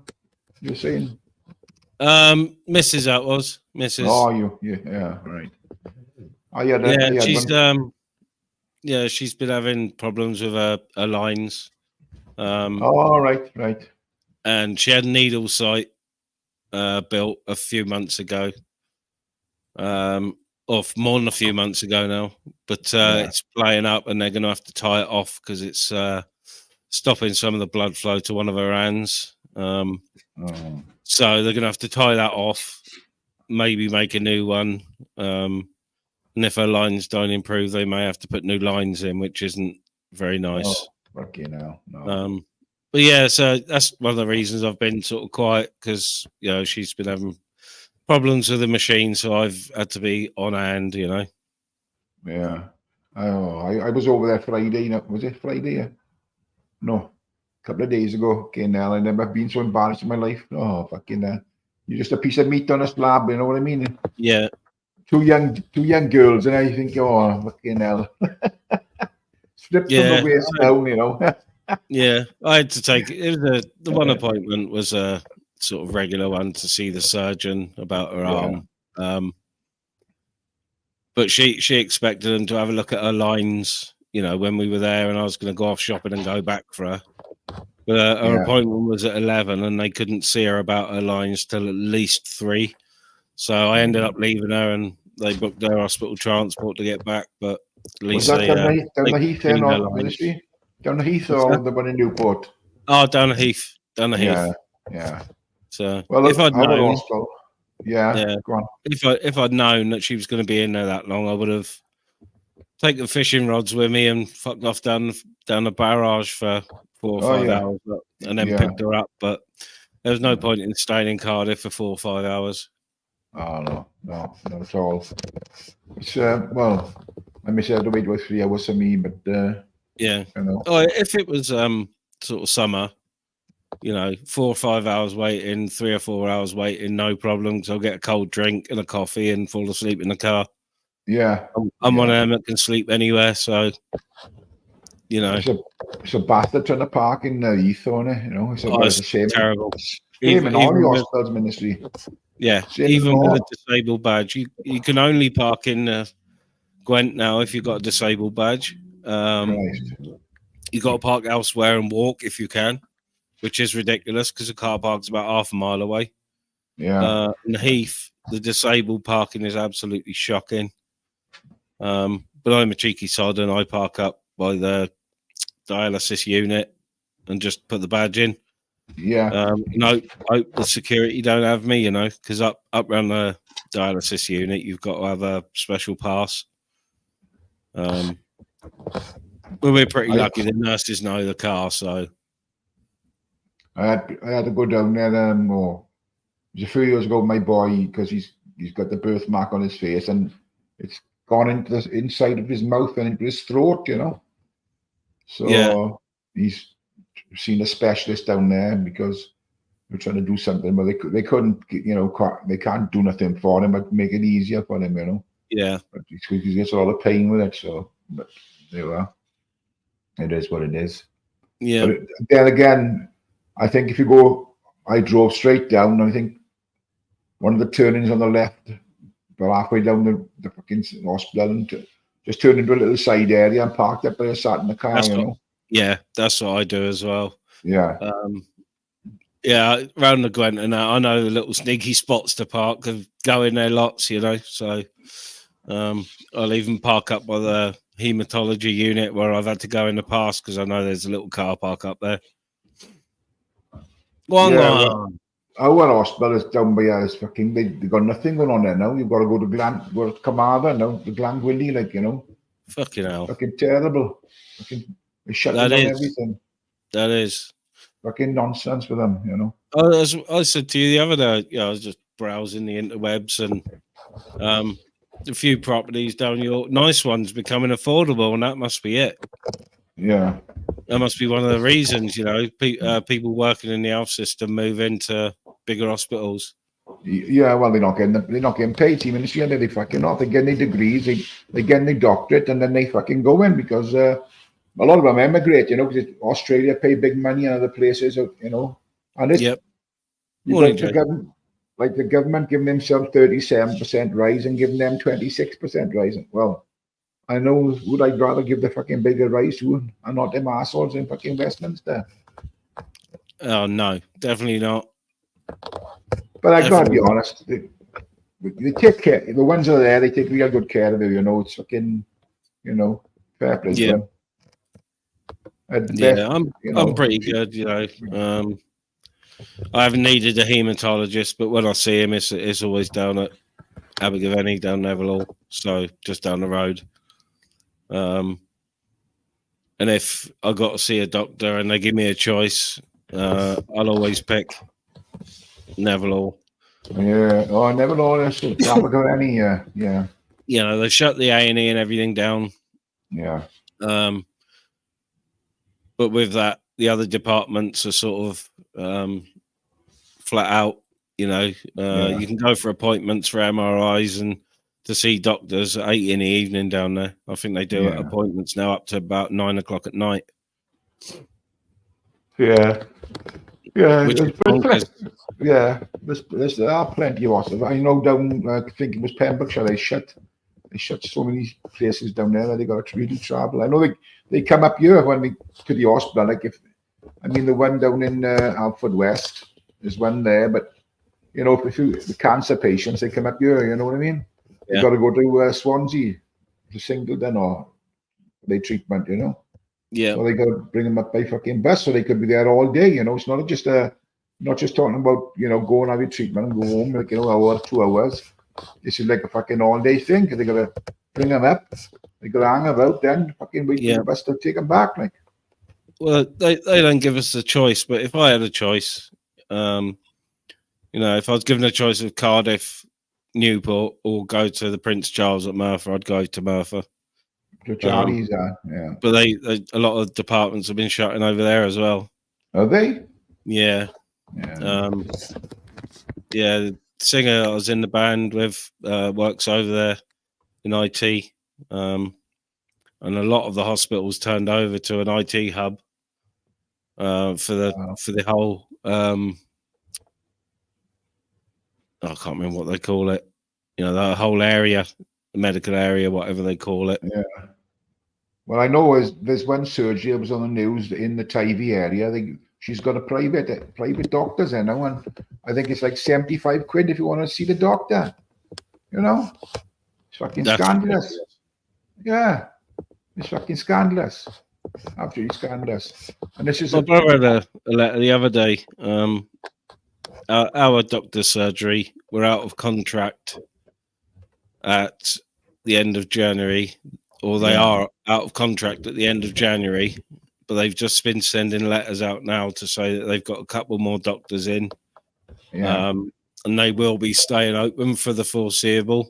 But they weren't. They were going to shut our local surgery at the end of January. What I've noticed with our ministry is that you go there once, see a doctor, you go back there again, that doctor's gone, you know. So they keep getting these junior doctors that just, you know, qualified, and they get them in. But the one good thing about those coming in is they're very keen. So if you go in and see them, they'll want to send you for all these tests because they don't want to make a mistake, you know. They say, oh, I'm going to send you for this, I'll send you for that. But the older doctors will just say, oh, take this, take that, you know. Well, you think you need like an MRI or you need ultrasound or fucking something, you know, and they just give you a fucking placebo, so take that and go more than that, you know. But the youngsters, they're dead keen not to make mistakes, so they'll send you for all the tests all the fucking time. But they may as well have a fucking swinging door on a surgery because one doctor goes there, and then the next week it's another doctor there, you know. Yeah. But they can't hang on to them. No, ours, to be honest, you know. Obviously, some doctors are getting better offers, others retire. But yeah, it's like you said, there's a few that are there who obviously own the practice on paper. Yeah, and they just keep getting locums in and out all the time, but it looks as if they've got two more permanent doctors. And to speak to a doctor, I don't know if it's the same way you are. I've got to ring at 8:30. They won't answer the phone before 8:30. Then when you get the phone, you pick the phone up. Yes, you're number 38 in the queue or 40 in the queue. You know, so they can only take so many people. I think they only take about 50 a day. You know, to see the doctor. But then I had a phone call just before Christmas, and they said, "Oh, come over. The doctor's put a prescription in the chemist here." I said, "What for?" "Oh, an infection." "Right. Okay. What infection is there?" "Oh, in your stomach." "Yeah, what is it? What are these tablets?" Well, of course, the receptionist can't tell me no. Call. Said, "I want to speak to the doctor." "Oh, you can't." "Well, I want to speak to the doctor. Tell me what's going on." "Oh, you can't. You've got to make an appointment to speak to the fucking doctor on the phone." You know? Yep. Fucking crazy, man. It's fucking mad. They love it, don't they? Since the old pandemic. Since COVID, you can't see. And they made it worse, you know? Oh, they love a phone consultation. They get paid the same amount of money, see? Yeah. Oh, yeah. Because they don't have to see anybody. At one point, the pharmacist that's working in the surgery, you'll be speaking to him, and you said, "What's your symptoms?" And he said, "Fucking prescribe some junk for you," you know? Fucking crackers. Fucking crackers. Yeah, I will never conform. Most surgeries are the same, I think. Yeah. You're lucky to get a fucking appointment. You've got to be waiting on the phone forever. And then you say, "Oh, sorry, try again tomorrow." There's no more fucking appointments. You got to ring 8 o'clock in the morning if you want an emergency appointment. Yeah. Or after 2:30 if you want an emergency appointment. Yeah. Other than that, you'll be waiting 2 or 3 weeks. Yeah. Well, when I went to, I think it was Thursday or Friday, I can't remember what it was. I went to the hospital. I had to have two things. I had to be ultrasound, and I had to have a camera. So I went in, had the ultrasound. I was only there 10 minutes waiting in the fucking thing. I had it done straight away. So within 20 minutes, I was waiting, had it done, then on to the next one up to the camera then, you know. So but when I went up to the camera, I had to wait about fucking 3 hours. Fucking hell. Fucking terrible. But that's the way it is. And people have let it happen, that's the thing, you know. People let it slide. I think, oh, it's normal. It's normal. No, it's not fucking normal, you know. No, my cousin's a doctor, specializes in sports injuries, really, and bones. But he's been doing the job of a consultant for 12, 18 months, and all over the Christmas period and everything, he's been covering the junior doctor strikes.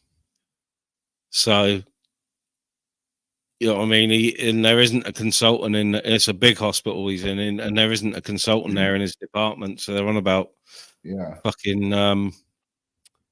you know, putting him for his consultancy. He's nearly there as it is, you know. But you know, one of the things, he wouldn't take the time off to protest wages or fuck all. He just cracked on, you know. Yeah. Well, when I had the cancer, I was going to the local hospital, Prince Philip. That's where I had the biopsy done, and then I had to go then to Hartford West then to have a bone scan, you know, to see if the cancer spread in my bones. And then I had to go to Singleton in Swansea then for treatment. So there was 3 different hospitals involved, you know, which is fucking mental. They haven't got the equipment in, you know, these little hospitals to fucking cater for people.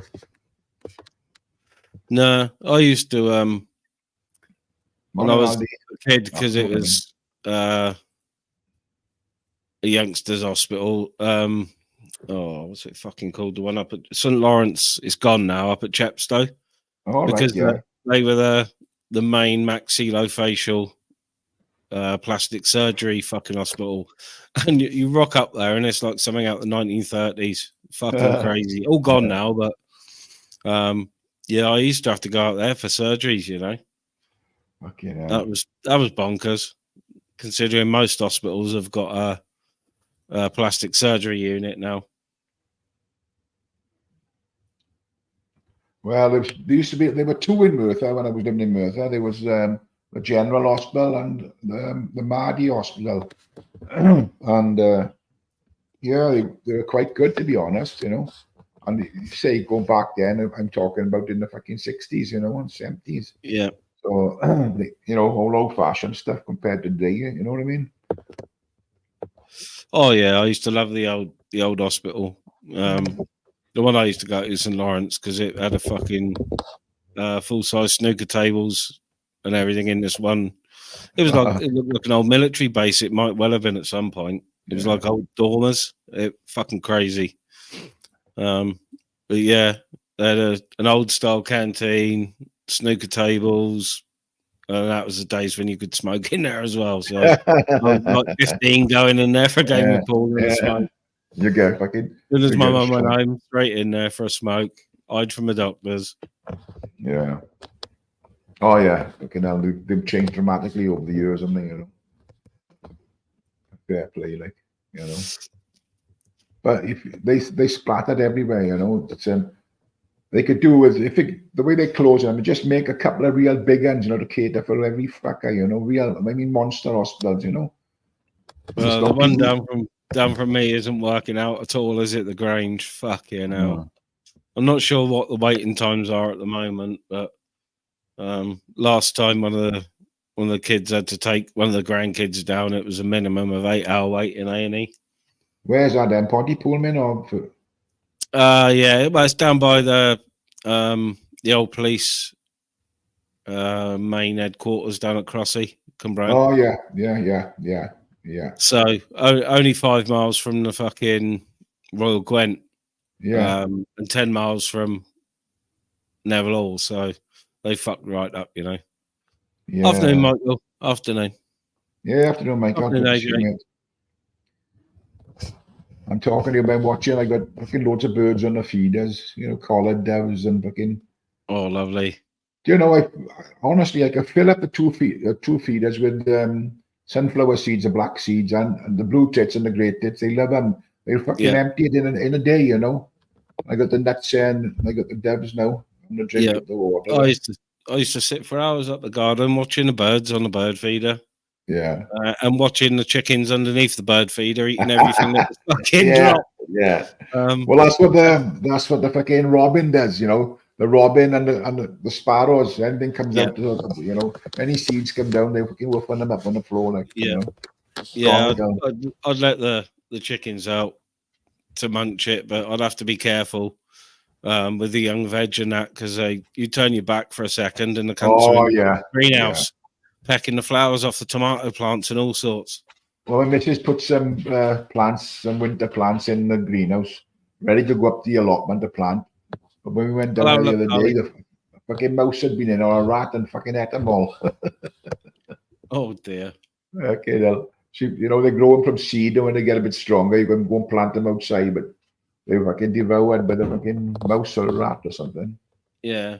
But go on, Miguel. I'll have to have a look when I finish, Carly. I'll have to have a look when I finish in a minute. You shutting down ministry? Yeah, in five. Yeah, okay, mate. Get off at 1 and I'll be going out 1:30 for my exercise, so I've got washing and that to do. Where you going up the mountain? I got a load earlier, so you going up the mountain or? Might do. Yeah, we've been jumping in the car the last few days and just going for a little bit extra. So yeah, might go up the mountain today. It's bright, but it's cold, so yeah, I might go and see what the waterfall's up to actually. See if it's freezing up yet. Any decent fish being caught? Do you know? Yes. And it's giving me the itch to get out. There's nice codling being caught off the shore. Newport, is there? From Newport. Newport, Cardiff area. Right. Down the Swansea area, people are already catching smoothhounds, big rays. Bass have been caught all winter. There's a nice brace of bass from last night on the barrage. Both about £4. I'm not sure the bloke should have been holding them both up at once, considering you're only allowed to keep one. Yeah, that bastard. Well, it's closed season on them this time of year. And I think the rule is one, unless you're a commercial line fisherman with a license. I think the rule is one fish over 45 centimeters. Don't quote me on it. It might be a couple of centimeters less or more, but it works out about a £3 fish up. Right, yeah. But they should be stricter. Like you see these programs on TV, like Australia and that, and they go out and they check the fishing boats and everything like that, because once you got your limit, but they take well over the fucking limit. I think it's the same. I'm the same. I can't complain, because when I go on the trout, if you say a 6 bag or 8 bag, whatever it is, they always take more than that. Yeah. But I give them away to all the old age pensioners in the street, like fucking hell. I fucking hate trout. Trout to me is tasteless. It's fucking horrible. I don't like it, but I like catching them, but I don't like eating them. I'd always eat fresh mackerel. Yeah. Oh, I love fresh mackerel. Oh yeah, it can't be fresh mackerel. It's totally different. We used to, when I had the caravan down Newquay in Wales in Ceredigion, we used to go out, catch them, come back. We'd have a barbecue outside the caravan, gang of us, make a day of it on a piss and have a good fucking barbecue. And I'd go as far as to say that Newquay area, and Newquay specifically, is probably one of my favourite places I've ever been. Oh, I love it. I love it. I've been all over the south coast, up as far as North Wales is the furthest north. I've been up to Lytham once for the Waterloo Cup hare coursing. But yeah, all over Devon, Cornwall, and I think Newquay, West Wales, Newquay is probably my favourite place I've been. I love it down there. I love it down there. Just to be able to sit on the harbour, with a bag of chips, fishing, and watch the seals and the fucking dolphins. It doesn't matter if you don't catch a fish because the seals and the dolphins are there. Yeah. But to see the porpoise and dolphins come in and the seals come into the harbour at high tide, and to be able to chuck fish for the seal or squid or something or prawn, it's fucking great, lovely, lovely. I love it down there. I'd move down there tomorrow, to be honest with you. My missus won't go down there. I would, even though it's out of the way. And I can't speak Welsh. I definitely would. Well, most of the people that own in properties own their English in my ministry, so yeah, you'll be all right. Yeah, I used to go up there on holiday, and I'd go in the garage, and the women would be speaking English, and they'd see me come in and switch to Welsh. Yeah, which I found amusing. I was down in last year. I was down in Abereiron, and that's where we used to stay. The harbour, but there now that river that comes out goes into the harbour. Yeah, I parked at the top. They got like little units up there, little factory units. So we parked up there, walked down the lane, and you come along the side of the river before you come into the town there. And the biggest fucking mullet I've ever seen. There was a shoal of mullet in there, and honestly, they were fucking massive. Absolutely massive. I love Abereiron. That's where we used to stay. My mate had a caravan right opposite the fishing lakes. There's a complex of like 3 or 4 lakes now, probably maybe more. My mate had a caravan right across the road. Nice. He gave it up when they hiked the prices up on ground rent because of the fishery opposite. Yeah. Obviously the fishery's got camping now as well, and cabins and whatever. But it did the site. It did them wonders. That's why I saw mine, man. It was up to $5,000 a year. Like, it's a lot of fucking money, Yeah. Just to own a caravan down there. But I gotta be honest, I love my time down there, and if I could live down there, I would. Simple as that. The only trouble is with that, you've got to travel a long way to the hospitals, and things like that. Yeah. But other than that, if you're in good health, because a lot of the youngsters, they move away because they think it's dead there, or nothing here for me. Once they get to a certain age, they all move from there, There's no work there. Unless you're working in one of the, like you see the caravan parks, if you're working as a groundsman or you're working behind the bar or something like that, And other than that, there's no factories or fuck all down there, No, you've got to go down the fish garden, up to Aberystwyth. And Aberystwyth isn't, people, because it's a university town, people probably think it's massive, but it's not, is it? No, not. It's a nice town, though. I like Aberystwyth. It is, yeah. I like Aberystwyth, I love it. Yeah. Well, that's the way I used to go fishing. When I had the caravan, we used to go up there through Aber, and then you turn through Aber, and you wander like the rolling lakes to North Wales, Yep. I passed McCunliffe and all that, so we used to go fishing up there because it was only like 2-hour run from the caravan, so it was fucking great. Yeah, we drove up there when we were up there on holiday, we were up Abereiron, and we drove up to up past McCunliffe and that to Barmouth for the day. Yeah. Good drive, 2.5-3 hours, but along the coast road. It's a lovely run, man. It's a lovely run. Yeah, you go past there's a good cafe up there, Red Kite Cafe it's called. Because opposite there, there's a red kite feeding station, so fucking lovely, fair play. Beautiful. Anyway, I'll let you get on, ministry, if you're not shutting down. I'm going to shut down and I'll catch you soon, brother. Okay, mate. Cheers, man. All right, in a bit, Ty. Catch you in a bit. Mate. Yeah, cheers, everybody. It's been nice and chill. Sort of nice and chill in the chat as well. Morning, Bruce. Afternoon, sorry. I'm going to get off, finish my washing, do a washing swap round, make sure Mrs. is good, and then I'm going to get out in the sun for an hour. It's fucking chilly. Oh, it's gone up to 5 degrees. I said we'd get up to 5 today. We're up to 5. So, I'm just going to get off and get on with my day, and I'll catch everybody in a bit. La la la, me.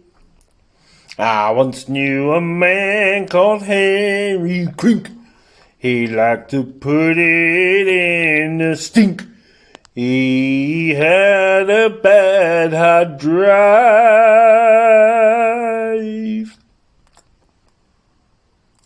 He'd be lucky to come out alive. If you get me.